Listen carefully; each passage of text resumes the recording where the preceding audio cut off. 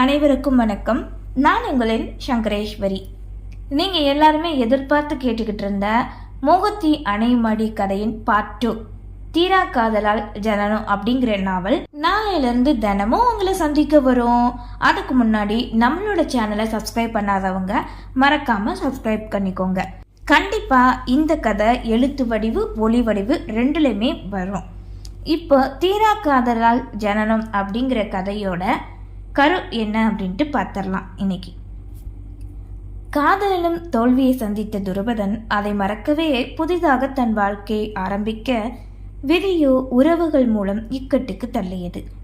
தான் என்ன செய்கிறோம் என்பதை அறியாது பெண்ணவளை காயப்படுத்த அந்த காயமே அவனுக்கு மறுவாழ்க்கை கொடுக்குமா?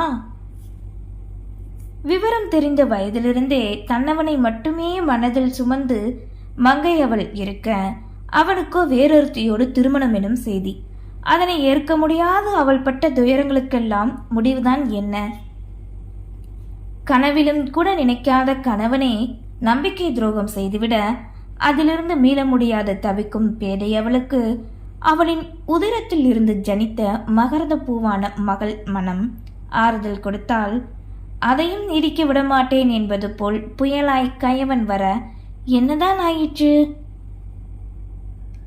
துரியதனாய் இருந்தாலும் தனக்குள்ளும் மனம் இருக்கிறது என்பதை உணர்ந்தவனுக்கு காலம் கடந்துதான் தெரிந்தது. தவறவிட்டோம் பொக்கிஷத்தை. மீண்டும் மீட்டெடுக்க முயற்சிப்பானா? குடும்பத்துக்காக தங்களின் காதலை தியாகம் செய்ய துணிந்த ஜோடிகளுக்கு அது முடியாமல் போக நடுக்கடலில் தவிக்கும் நிலையில்தான் அவர்களுக்கு. இப்படி தனித்தனியாக மனதால் தவிக்கும் இவர்களின் வாழ்க்கைக்கு வெளிச்சமெனும் மறுபிறவி கொடுத்து ஜனனிக்க வைப்பதுதான் நம் தீரா காதலால் ஜனனம் எனும் நாவல். கிராமத்து பழக்க வழக்கங்கள் கொண்ட அழகான குடும்ப உறவுகளோடு இணைந்து மகிழ்ச்சி தரும் தித்திப்பு மோகத்தி அணைமாடி கதையின் அடுத்த பாகமான தீரா காதலால் ஜனனம் கதையை படிக்க தயாராகுங்கள். நாளையிலிருந்து உங்களை சந்திக்க வருகிறேன்.